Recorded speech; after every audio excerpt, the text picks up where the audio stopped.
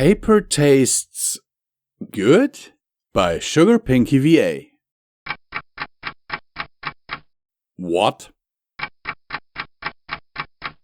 Wow, you sure must be hungry, Twilight.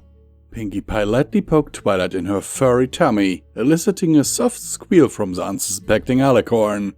Careful eating too much too fast, or you'll ruin your pretty pony princess figure. Pinkie joked, donning a tall, gold crown and a frilly pink dress from nowhere. She fluttered her thick eyelashes and rotated her hoof in a princess-like fashion, slicking back her poofy mane into a curly bun. Twilight cocked her eyebrow at her friend. Eating? She looked around her desk, trying to see if she'd accidentally left a snack or two around, but found nothing. What do you mean eating? I'm just taking some notes on taxonomy. Twilight paused, a smile spreading across her face. If you'd like, I could tell you some very interesting facts about it, like how some mosses are classified as...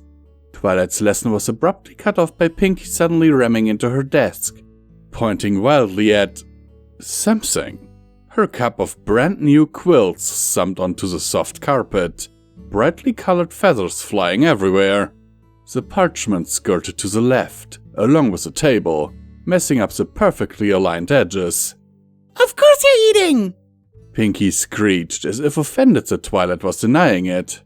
What else could you possibly be doing with all that super amazing paper right there in front of you? Twilight frowned slightly, reorganizing her stack and steadying the hyperactive Pinkie with her magic, while simultaneously levitating up her quilts. The crazy party mare was making even less sense than usual, and it was giving her a headache. Twilight massaged her temples with her hoofs. Inviting Twilight over to the castle might have been a bad idea. Twilight rolled her eyes, shifting to face forward in her seat. Listen, Pinkie, when you told me you wanted to hang out, I said we could, but I had some things to do, remember? Pinkie furiously nodded her head, curls bouncing as she looked into Twilight's dark, amethyst eyes.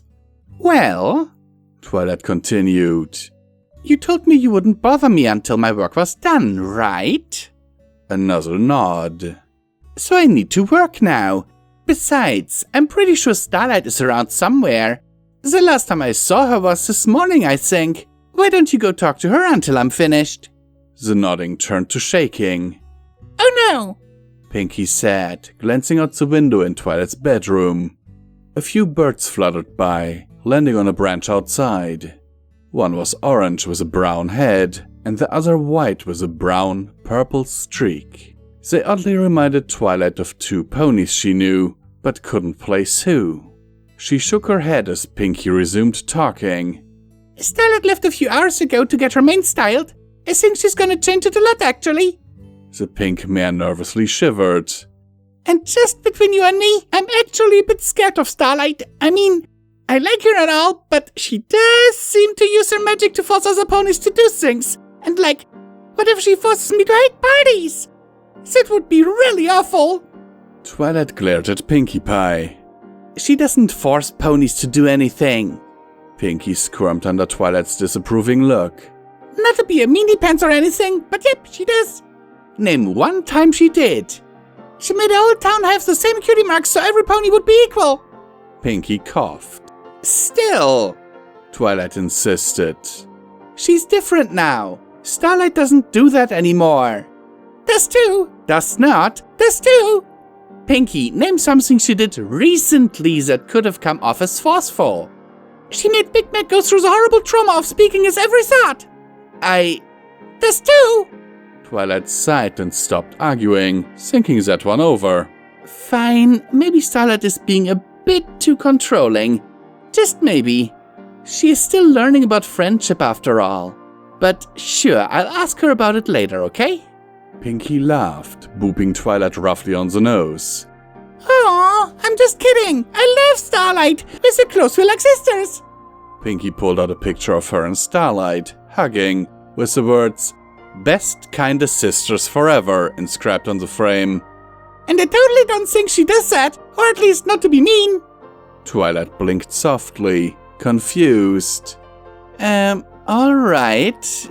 Good, I guess. A long beat. So, can I eat some of that paper you have? What?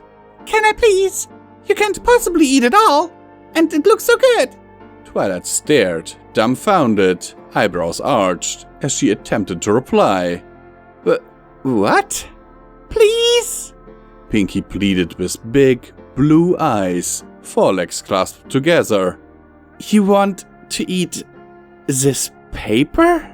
Twilight deadpanned, wrinkling her muzzle. Was this an elaborate prank? She glanced around, vainly searching for a rainbow flash. This just reeked of a Pinkie Dash setup. But no annoying blue Pegasus was found. Yeah, can I have it? But you can't eat paper, it's not food. Pinkie Pie giggled, as if she was the one acting strange. Silly Twi, of course you eat paper, it's delicious. Maybe you're thinking of its cousin, cardboard.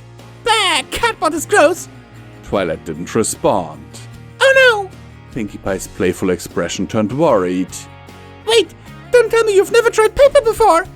Pinkie scrambled beside Twilight, gasping. This is way worse than I thought! You need to get some paper in your mouth, start! Pinkie lifted up a piece of Twilight's pile and put it in the former unicorn's mouth. Twilight didn't move. Pinkie pushed her jaw up and down, making her chew it. After a few moments, Twilight swallowed and turned towards her beaming friend. Pinkie, Twilight said slowly. This tastes like And in the distance, Rainbow Dash burst out laughing. Author's note. I'm sorry. Well, I hope you enjoyed it.